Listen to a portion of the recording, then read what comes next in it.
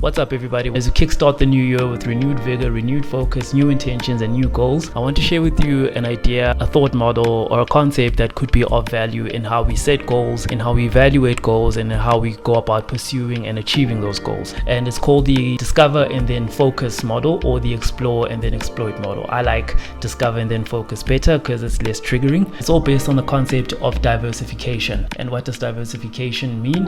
It means that you expose yourself to the largest number of upside potentials, and that the best way to succeed is to try out a lot of things until you find something that works best for you in the long term, right? So if you think of the best piece of advice Warren Buffett has ever given, is diversify, diversify, diversify. In and of himself, as in how he's invested within Berkshire Hathaway, if you look at his set of companies, they're all relatively diverse across different markets, across different asset types. So I think that diversity in your business and personal life can be applied with equal effect as it can be in investing. As an example, I remember one of my earlier mentors was telling me that if you have a skill set and you're an employee for a company, for instance, your diversity is very limited to just one employer. So if you have a skill set, that skill set, your time, your energy is your asset. It's your product that you bring to market, and your client is your one employer. Anything can affect your relationship with your employer at any given time. But if you have a wide range of clients through a business, through a consultation service,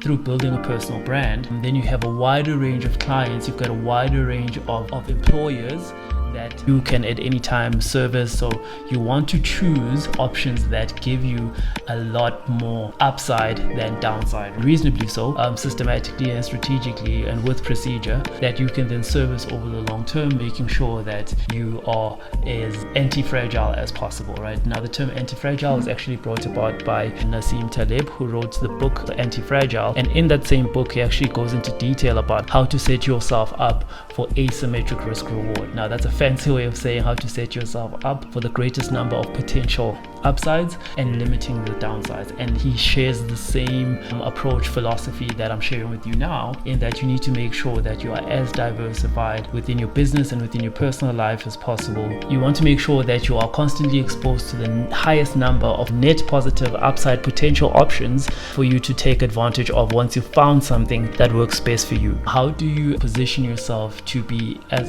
successful as you possibly can in the long term? Whenever you're setting out a goal, how can you have the widest number of options within a given situation, and how can you benefit from that, and how can you filter and choose among those options? One way to do it is to use the hedgehog concept, which is a three-pronged approach to filtering and deciding on what it is you want to choose and focus on based on your discoveries or your exploration. So it's a concept that I learned from a book called Good to Great by Jim Collins. I think this book is quite invaluable, and the core concept that I want to focus on in this video is the one called the hedgehog concept, and it's based on three criteria. Number one, is the given situation or the item you've explored or discovered, is it something that gives you personal fulfillment? Is it something you are innately passionate about?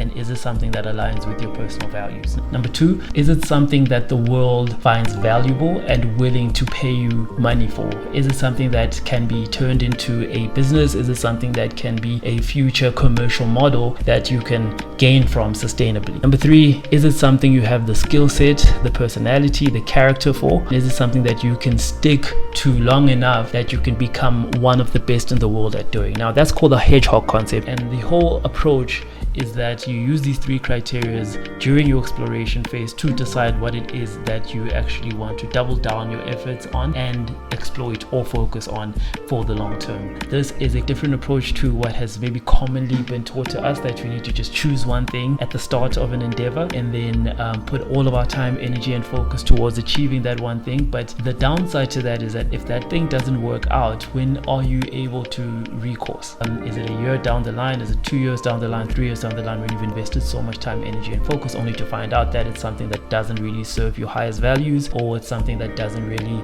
match up with your core skill set, or is it something that doesn't create a sustainable economic return for you and your team? You need to be able to check, measure, make sure that you use those filters up front and regularly, so that you can decide that, okay, this is something that we find has the best market fit, this is something that gives us personal fulfillment, and this is something that we can be the best in the world at.